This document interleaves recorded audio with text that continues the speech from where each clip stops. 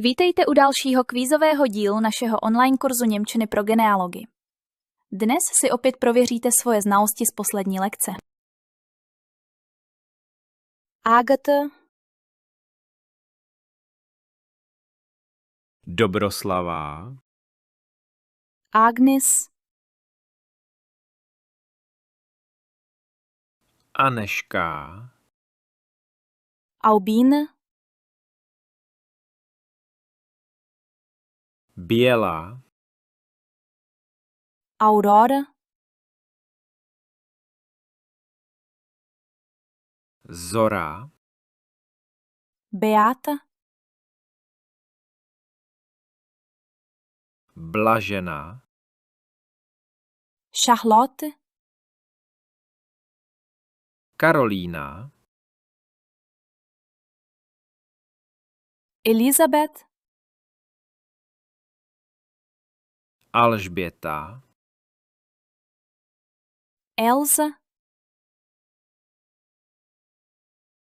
Eliška,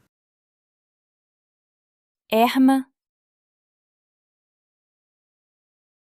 Arnoštka, Flora, Květoslava, Friederike, Bedřiška, Georgine, Jiřina, Gretchen, Markétka, Henriette, Jindřiška,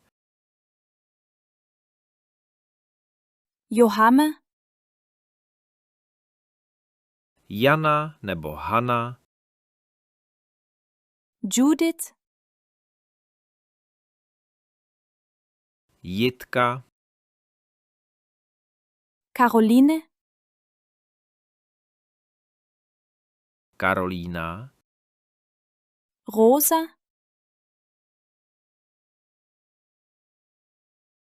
Růžena, Sidonia, Zdeňka, Sophia, Žofie, Ulrike. Oldřiška. Tak, jak jste dnes dopadli? Doufám, že dobře.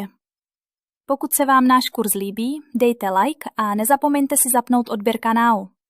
Ve čtvrtek opět na viděnou. Děkujeme za sledování. Pokud chcete podpořit naši tvorbu, dejte videu like, klikněte na odběr kanálu a zapněte si zvoneček, aby vám další videa neutekla.